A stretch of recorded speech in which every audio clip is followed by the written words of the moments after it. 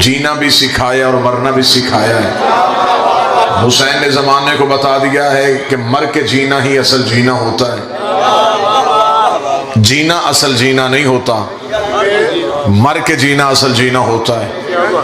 حسین نے کہا یزید مٹ گیا، میرا جون آج بھی زندہ ہے۔ عمر ابن سعد مر گیا، حبیب ابن مظاہر آج بھی زندہ ہے۔ تختوں والے چلے گئے، بختوں والے زندہ ہیں۔ بھونکنے والے چلے گئے، سجدے کرنے والے آج بھی زندہ ہیں۔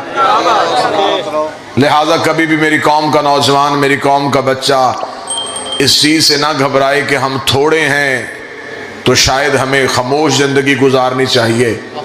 مزہ اسی زندگی کا ہے، حکومت یزید کی ہو، راج حسین کا ہو۔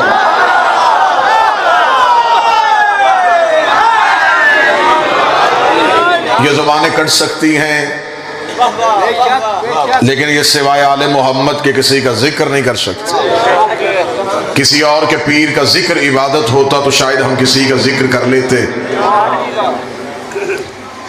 یہ ہمیں شیوا، یہ ہمیں عقیدہ دیا ہے میثم تمار نے، جس نے فراز دار پہ جا کے، جس نے تختے پہ جا کے، پھانسی کے تختے پہ جا کے، کیا کہنے میثم تمار، مرزا جی کیا کہنے میثم تیرے عقیدے کے۔ علی نے کہا میثم تجھے میری محبت میں اس کھجور کے ساتھ پھانسی لٹکایا جائے گا۔ میثم جوز جا کے صاحب بھائی اس کھجور کے پودے کو پانی دے کے تھا، کب تو بڑی ہوگی، کب مجھے علی کی محبت میں موت آئے گی۔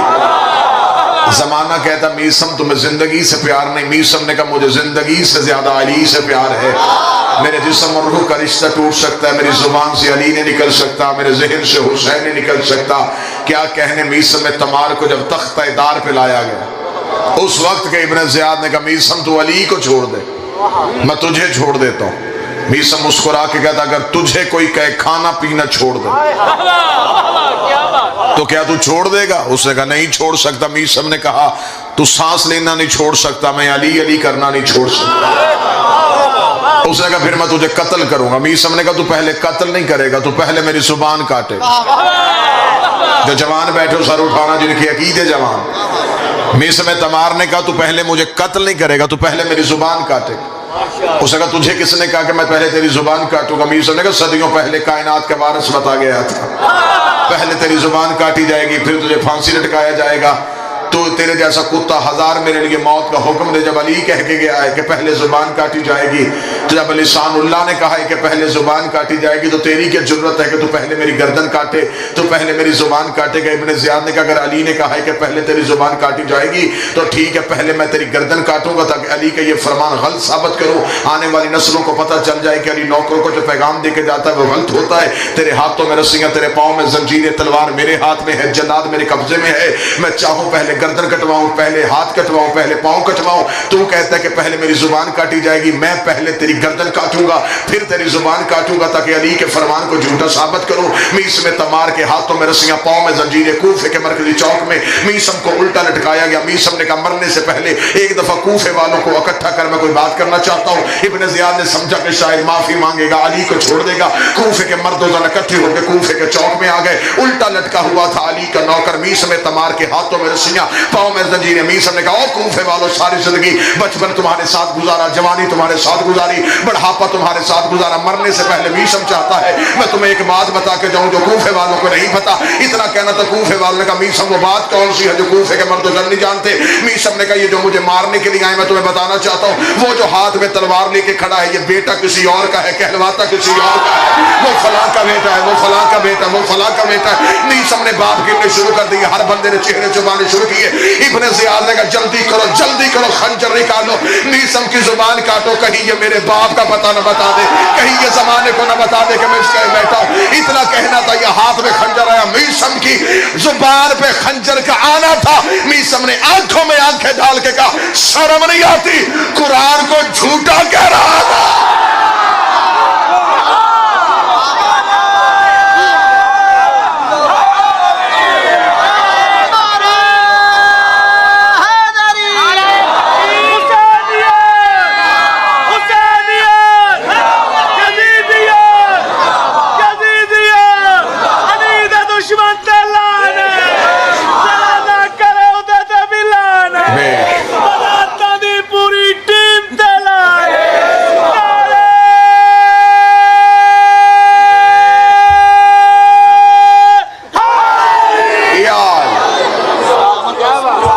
بسم اللہ سے میر سمے تمار بتا گئے، میر سمے تمار بتا گئے، ذکر زندہ رہے گا۔ کیا کہنے مختار سقفی تیرے، زندان کی زنجیروں میں جکڑا ہوا علی کا بھوکا شیر، اپنی کڑیوں کی چھن چھن سے مودت علی کے قصیدے پڑھنے والا۔ ابن زیاد نے تخت پہ بیٹھ کے کہا میں مختار کے لیے موت کا حکم دیتا ہوں۔ نواز بھائی، موت کا حکم آنا تھا، 70 بندے مختار کو قید خانے سے لینے کے لیے چلے، 70 دروازے پہ آ کے کھڑے ہو گئے، کسی کی جرت نہیں ہو رہی، وہ زمین پہ جا کے مختار کو لے کے مرضی اٹھا مختار، 17 سیڑھیاں عبور کی، زندان کا دروازہ کھلا، مختار کی نظر سورج پہ پڑی، مختار نے ایک دفعہ سپاہی دیکھے، سپاہیوں کے ہاتھوں میں ننگی تلواریں دیکھیں، مختار نہ تلواروں سے ڈرا نہ سپاہیوں سے خوف زدہ ہوا۔ مختار کہتا اکیلے کو لینے کے لیے اتنے کیوں آ گئے ہو، اکیلے کو لینے کے لیے اتنے زیادہ کیوں آئے ہو؟ انہوں نے کہا اس لیے کہ تو علی کی فوج کے جرنیل تھا، تو علی کا ایک کمانڈر ہے، تو علی کا ایک جانور سپاہی ہے، اس لیے ابن زیاد نے کہا زیادہ تعداد میں جاؤ۔ مختار نے کہا اگر زیادہ لینے کے لیے آئی گئے ہو تو پھر میری ایک شرط ہے، میں آگے چلوں گا تو میرے پیچھے چلو، تاکہ زمانے کو پتہ چلے کہ علی کے نوکر کی شان کیا ہوتی ہے، علی کے محب کی شان کیا ہوتی ہے۔ مختار آگے آگے چلا، 70 بندے تلواریں نکال کے پیچھے پیچھے چلے۔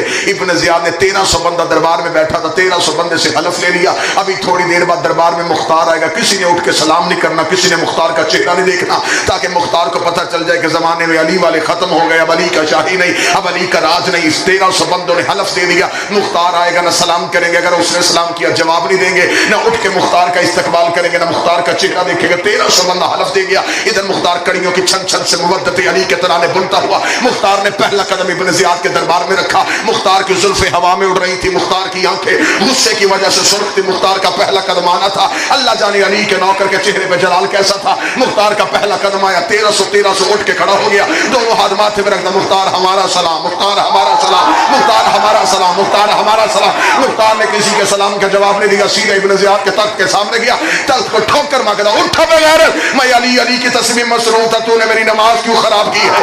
جتنا کہنا تھا اس نے کہا مختار میں تیرے لیے موت کا حکم دیتا ہوں، موت کا نام آنا تھا۔ مختار نے ایک دفعہ ابن زیاد کا چہرہ دیکھا، مختار نے ناد علی پڑھ کے انگڑائی لی، تو نے جسم کے زیور ٹوٹ کے زمین پہ گرے۔ مختار نے بڑھ کے 4 چکر دربار کے لگائے، پورا دربار خالی ہو گیا۔ مختار نے ایک سپاہی سے تلوار کو کھینچا، تخت کے اوپر گیا، تخت پہ جا کے ابن زیاد کو پاؤں کی ٹھوک کر کے نیچے رکھا۔ مختار نے ابن زیاد کے سینے پہ اپنا قدم رکھا، اپنی تلوار کی نوک کو مختار نے ابن زیاد کی شانک میں رکھا۔ تو میرے لیے موت کا حکم دیتا ہے، میں ابھی بچہ تھا، کل کی خبریں دینے والے علی نے، نبوت کے وارث علی نے، شریعت کے وارث علی نے، کعبے کے مالک علی نے، نوح کے استاد علی نے، جبریل کے ٹیچر علی نے، میرے گھنگریالے بالوں کو بوسہ دے کے کہا تھا ایک وقت آئے گا تو تخت پہ حکومت کر کے 1,46,000 دشمن علی مارے گا، میں نے تیرے جیسا کتا ایک نہیں مارا، مجھے موت کیسے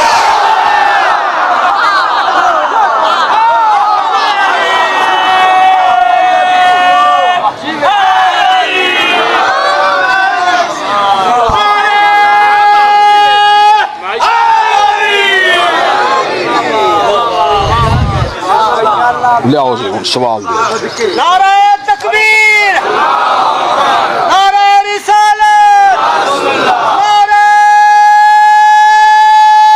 حیدری۔ پہلا سوال ہے جی کہ علامہ صاحب اگر کمرے میں تصویر امام حسین کی ہو تو وہاں نماز ہو جائے گی؟ بے شک نماز ہو جاتی ہے۔ تصویر حسین، شبیہ حسین اور جو خود اللہ کی تصویر ہوں، اللہ کی نماز اللہ کی تصویر کے سامنے ہو سکتی ہے۔ دوسرا سوال ہے کہ دائی حلیمہ کا اسلام میں کیا کردار ہے؟ کیا انہوں نے نبی پاک کی پرورش کی تھی یا نہیں کی تھی؟ میں پچھلے 8 سال سے پاکستان کے ہر ممبر پہ یہ چیلنج کر رہا ہوں کہ مجھے کوئی مسجد کے مولوی سے لے کے مفتی مکہ تک مجھے صرف اتنا بتائے کہ بی بی حلیمہ کا مذہب کیا تھا۔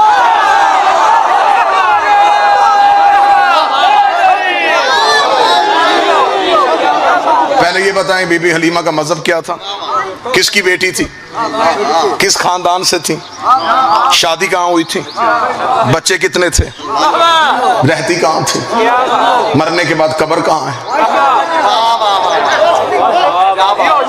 پہلے یہ بتا بی بی حلیمہ کا مذہب کیا تھا۔ اگر تو کہے گا مسلمان ہے تو میں مولوی کی گردن پہ ہاتھ رکھ کے پوچھوں گا تو کہتا کہ نبی خود نبی نہیں تھا، تو جب نبی خود نبی نہیں تھا تو یہ بی بی کس کا کلمہ پڑھتی تھی؟ اگر وہ کہے گا یہ نبی کا کلمہ نہیں پڑھتی تھی، پھر میں قرآن اس کے سر پہ رکھ کے کہوں گا کہ اگر وہ بی بی نبی کا کلمہ نہیں پڑھتی تھی، قرآن کہتا وہ حرمنا علیہ المراضع، ہم نے حرام کر دیا تھا دائیوں کا دودھ، موسیٰ پہ ڈوب کے مر جا، موسیٰ نوکر ہے، یہ سردار ہے، موسیٰ ریت ہے، یہ آقا ہے۔ 3 دن کا موسیٰ دائی کا دودھ نہیں پیتا، سردار کو پتہ ہی نہیں تھا کہ حلال کیا ہے حرام کیا۔ بسم اللہ۔ جبل گلی گلی، نگر نگر گلی گلی،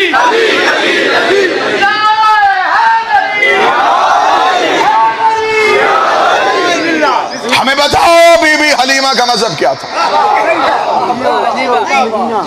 اگر اس نبی کو دودھ پلایا ہے، پھر اپنی کتابوں میں لکھا انہوں نے کہ یہ نبی کو دودھ پلانے کے لیے آئی تھی، بی بی کی اونٹنی کمزور تھی، خود بی بی بیمار رہتی تھی، جب نبی کو اٹھایا اونٹنی صحت مند ہو گئی، بی بی تندرست ہو گئی، بی بی گھر میں گئی، بکریاں دودھ نہیں دیتی تھی، نبی آ گئے انہوں نے دودھ دینا شروع کر دیا۔ حلیمہ کے گھر میں کھجور لگی تھی، وہ پھل نہیں دیتی تھی، نبی آ گئے کھجور نے پھل دینا شروع کر دیا۔ اس کا مطلب مولوی اندر سے مان گیا نبی سے پہلے حلیمہ بیمار رہتی تھی، اونٹنی کمزور رہتی تھی، بکریاں دودھ نہیں دیتی تھی، کھجور پھل نہیں دیتی تھی، نبی آ گئے کھجور نے پھل دینے شروع کر دیے، بکریوں نے دودھ دینا شروع کر دیا، حلیمہ تندرست ہو گئی، اونٹنی صحت مند ہو گئی۔ اس کا مطلب یہ نکلا کہ حلیمہ نے نبی نہیں پالا، نبی نے حلیمہ کو پالا۔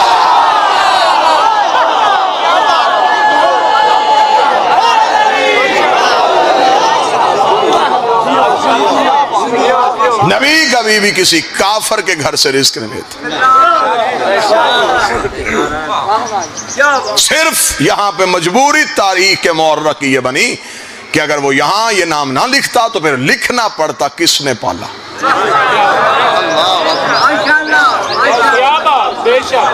وہ نام لکھتے ہوئے موت آ رہی تھی،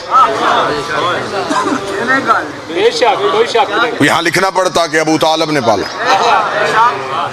ابو طالب کا نام وارے میں نہیں تھا، فرضی نام بنا لیے، جی ایک مائی تھی، نام اس کا حلیمہ تھا، وہ نبی کو پالتی تھی۔ اب تو نعتیں بھی آ گئی ہیں بی بی پہ، تیری بکریاں نو پاواں گی میں چارہ، حلیمہ میں نو نار رکھ لے۔ کاش وہ مجھے شاعر مل جائے یا نعت خان مل جائے، میں ایک دفعہ اس سے پوچھوں صحیح کہ تیرے پروگرام کیا ہیں، چاہتا تو کیا ہے، کیوں بی بی حلیمہ کی بکریوں کو تو چارہ ڈالنا چاہتا ہے؟ وہ کہے گا اس لیے ڈالنا چاہتا ہوں کہ یہ بی بی جو ہے یہ نبی کی کنیز تھی، حد ہو گئی ہے، نوکرانی کی بکریاں چار سکتا ہے، محمد کے بیٹے کا ذوالجلال نہیں چھوڑ سکتا۔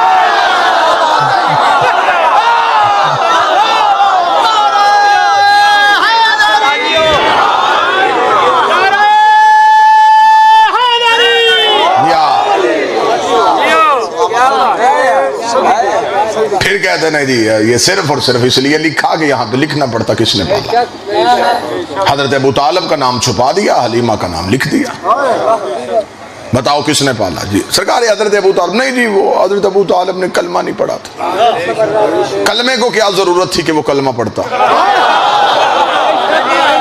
چل اکثر میرے سامنے مجمع زمیندار ہے، سادہ ذہن لوگ بیٹھے ہیں، میرے بھائی مرزا نواز صاحب، سیف پٹواری صاحب، سکلین، یہ سارے میرے بھائی، طاہر صاحب ممبر پہ تشریف فرمائیں، ان بھائیوں کی موجودگی میں میں تمام اہل اسلام سے یہ پوچھتا ہوں، سب سے پہلے ہمیں یہ بتائیں کہ اسلام کی پہلی دعوت کس کے گھر پہ ہوئی؟ کچھ بات پوچھنے کا تو ہم بھی حق رکھتے ہیں نا، کوئی سوال ہم بھی کر لیں۔ منت مانی ہوئی ہے کہ ساری زندگی ہم نہیں سوالوں کے جواب دینے، کوئی سوالوں کے جواب ہمیں بھی دے دیں، ہم کوئی وکری قوم ہے، ہماری کوئی خوراک علیحدہ ہے، ہمیں بھی سوالوں کے جواب دو۔ ہمیں بتاؤ اسلام کی پہلی دعوت کہاں پہ ہوئی تھی؟ جی حضرت ابو طالب کے گھر میں۔ مولوی اب ہمیں بتا ابو طالب کا گھر کہاں تھا؟ مکے میں؟ جی مکے میں۔ اللہ کا اپنا گھر کہاں تھا؟ مکے میں۔ تو جب اللہ کا اپنا گھر تھا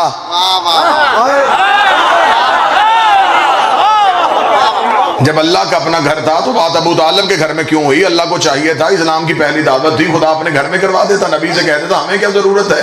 جب ابو طالب نے کلمہ ہی نہیں پڑھنا تو ہمیں کیا ضرورت ہے ہم ابو طالب کے گھر میں اسلام کی پہلی دعوت کریں؟ دعوت میری ہے، میرے گھر میں ہونی چاہیے، بات میری ہے، میرے گھر میں ہونی چاہیے۔ میں نے کعبہ جو بنوایا دو نبیوں سے، اللہ اپنا گھر جو بنوایا ہے، تو ایسے کر 40 کافروں کو لے کے میرے گھر آ جا، میرے گھر پہ آ کے بیٹھ کے میری وحدانیت کی بات کر، اپنی رسالت کی بات کر۔ لیکن حد ہو گئی، بات اللہ کی تھی، ہو ابو طالب کے گھر رہی ہے، بات رسول کی تھی، ہو ابو طالب کے گھر میں رہی ہے۔ جب ہم نے مولوی سے پوچھا کہ بات اللہ کی تھی، اللہ کے گھر میں کیوں نہیں؟ انہوں نے کہا مجبوری یہ تھی کہ اللہ کے گھر میں بت پڑے تھے، اللہ کے گھر میں بت پڑے تھے، اللہ کے گھر میں بت پڑے تھے، اللہ کے گھر میں بت پڑے تھے۔ آپ نے ذاکر دیکھنا، میں آپ کا چہرہ دیکھ رہا ہوں، اللہ کے گھر میں بت پڑے تھے، اللہ کے گھر میں بت پڑے تھے، اللہ کے گھر میں بت پڑے تھے۔ ڈوب کے مر جا، تو اندر سے مان گیا رحمان کے گھر بت تھے، عمران کے گھر بت نہیں تھے۔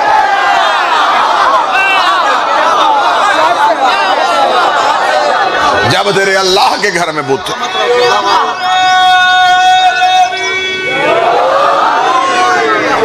آئے زمانہ ہماری آنکھوں میں آنکھیں ڈال کے ہم سے پوچھے کہ ہمارا مذہب کیا ہے، کیا چاہتے ہو تم ہم سے، کیا منوانا چاہتے ہو ہم سے؟ گھر میں بیٹھ کے شیعوں کو کافر کہنا بڑا آسان ہے، مسجد میں کنڈی لگا کے مائک پہ شیعوں کو گالی دینا آسان ہے۔ آؤ ہمارے سامنے آنکھوں میں آنکھیں ڈال، قرآن درمیان میں رکھ لیتے، نہ تیری کتاب نہ میری کتاب، قرآن درمیان میں رکھتے، جسے قرآن کافر کہے گا اسے ہم کافر کہیں گے۔ دیواروں پہ بند کافر لکھنے سے بندہ کافر نہیں ہوتا، جسے آیتیں کافر کہہ دیں وہ کافر ہوتا۔ آؤ ہم سے کیا منوانا چاہتے ہو، کیا چاہتے ہو کہ شیعہ کیا غلط کرتے ہیں؟ آؤ ہم نے وہ بات بتاؤ۔ سے بڑا الزام آ جا کے جاؤ کوئی ملتا، شیعہ صحابہ کی عزت نہیں کرتے۔ دو ویڈیو کیمرے لگے، میں کیمروں کی موجودگی میں کہہ رہا ہوں، اگر شیعہ صحابہ کی عزت نہیں کرتے پھر رکھ سر پہ قرآن، ایسے کر لیتے ہیں۔ صحابی کا نام تو بتا، کردار میں پڑھتا ہوں۔ دو ٹوک بعد 2 + 2 4 والا حساب کر لیتے، نام تو لیتا جا، کردار میں پڑھتا جا۔ اگر کردار عزت کے قابل ہوا ہم کریں گے، ہم کوئی پاگل ہیں؟ اگر ہم سلمان کی عزت کر سکتے ہیں، ہم بلال کی تعظیم کر سکتے ہیں، ہم ابو ذر کا احترام کر سکتے ہیں، ہم حذیفہ کو جھک سکتے ہیں، ہم ہمارے یاسر کا نام عزت سے لیتے ہیں، تو اس کا مطلب ہے کہ ہم گستاخ لوگ نہیں۔ اگر ہم صحابہ کی عزت نہ کرتے تو کسی بھی صحابی کی نہ کرتے۔ اگر ہم چند بندوں کو چھوڑ رہے ہیں تو اس کا مطلب ہے کسی وجہ سے چھوڑ رہے ہیں، ہم سے وہ وجہ پوچھ۔ حد ہو گئی، مدینے سے نکالنے والا بھی صحابی، نکلنے والا بھی صحابی، قتل کرنے والا بھی صحابی، قتل ہونے والا بھی صحابی۔ جو صفین میں فقیر شام کے لشکر میں تھے وہ بھی صحابی، اور جو امیر صبح و شام کے لشکر میں سے وہ بھی صحابی۔ شیعہ نبی کی بیویوں کا احترام نہیں کرتے، اچھی عورت فرعون کے گھر بھی ہو ہم اسے بھی مانتے۔ شرط اطاعت ہے، اطاعت میں ہو۔ اگر کوئی سنی میرا بھائی بیٹھا نوح کی بیوی تھی، نبی کی بیوی ہو کے اس کا بیوی ہونا کو فائدہ دیا؟ اس کا مطلب بیوی تھی، اطاعت میں نہیں تھی۔ نام اس کا رابعہ تھا، نبی کشتی بناتا تھا، یہ باہر کھڑی ہو کے تالیاں بجا کے لوگوں کو اکٹھا کرتی تھی، اکٹھا کر کے کہتی تھی اس کا دماغ پھر گیا ہے، زمانے میں خشکی ہے اور یہ کشتی بنا رہا ہے۔ جو نبی کے گھر میں بیٹھ کے نبی کے دماغ پہ شک کرے وہ عزت کے قابل نہیں ہوتا۔